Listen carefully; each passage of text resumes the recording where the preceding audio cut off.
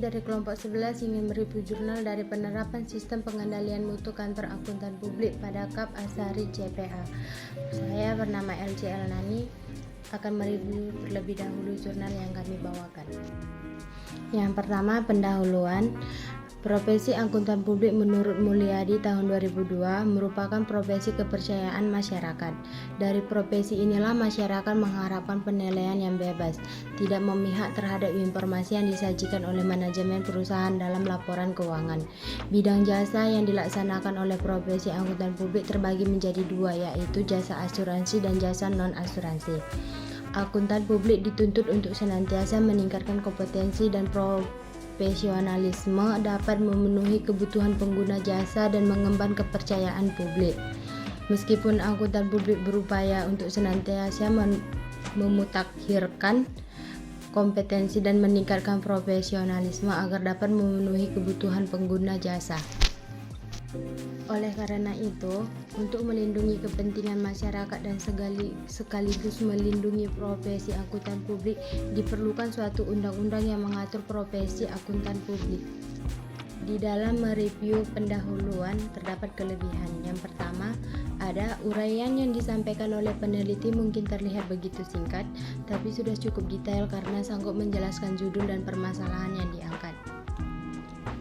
Terdapat kutipan dari penelitian terdahulu dan juga memasukkan dasar UU RI tentang KAP sehingga memperkuat asumsi dan penjelasan yang diutarakan oleh peneliti.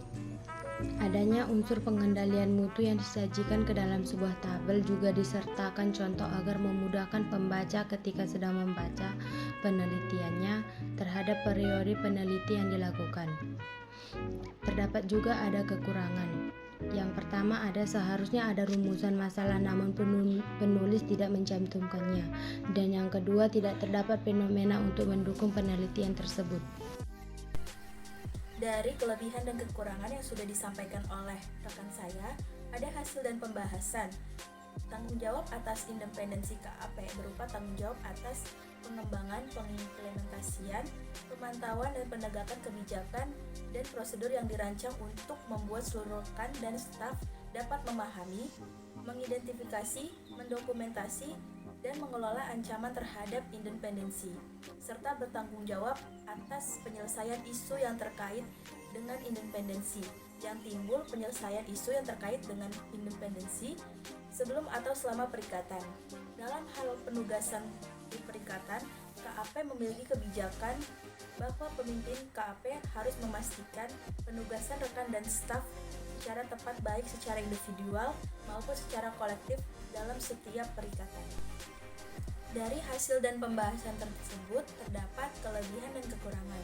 Kelebihannya yaitu peneliti telah mampu menyelesaikan dan menyampaikan hasil penelitiannya secara keseluruhan dengan lengkap, ditambah lagi peneliti juga menyelesaikan penjelasan tersebut secara rinci di dalam bentuk sebuah tabel.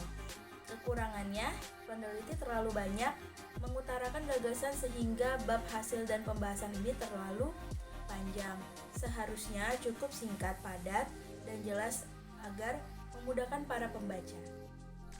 Kesimpulan dari jurnal tersebut yaitu berdasarkan hasil tinjauan bahwa sistem pengendalian mutu KAP Asari CPA telah memuat seluruh unsur-unsur yang harus dipenuhi dalam SPM 01 tahun 2013. Tetapi, kebijakan dan prosedur pada unsur ketentuan etika yang berlaku masih belum lengkap. SPM 01 tahun 2013 menjelaskan bahwa KAP harus menetapkan kebijakan dan prosedur yang dirancang untuk memberikan keyakinan memadai bahwa KAP dan personilnya telah mematuhi ketentuan etika profesi yang berlaku. Ketentuan etika profesi yang berlaku meliputi pertama, independensi, kedua, integritas, ketiga, objektivitas, keempat, kompetensi, serta kecermatan dan kehati-hatian profesional, kerahasiaan, dan perilaku profesional. Adapun kelebihan dan kekurangan yang terdapat dalam kesimpulan tersebut, kelebihannya peneliti sudah cukup baik menyampaikan apa hasil dari penelitian yang telah dilakukan dan disertai kesimpulannya juga. Di bagian terakhir, peneliti juga menyampaikan saran kepada KAP. Berikut kekurangannya yang ada di dalam bagian kumpulan ini antara lain tidak dijelaskan apa saja keterbatasannya dan peneliti juga tidak menyertakan saran yang mungkin dapat membantu untuk membangun dan memperluas peneliti selanjutnya. Kesimpulan secara menyeluruh dalam jurnal ini adapun kelebihannya yaitu jika melihat dari sudut pandang ilmiah, jurnal ini cukup baik dan bisa digunakan sebagai referensi untuk peneliti selanjutnya.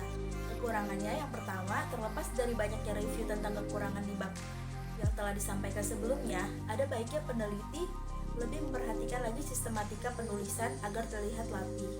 Yang kedua, tidak ada tinjauan pustaka yang salah satunya berisi hipotesis serta teori yang dipakai. Tidak ada bab 3 juga yang isinya menyangkut tentang metode apa yang digunakan serta tabel operasionalnya. Demikian review jurnal yang berjudul Penerapan Sistem Pengendalian Mutu Kantor Akuntan Publik pada KP Asari CPA. Kami dari kelompok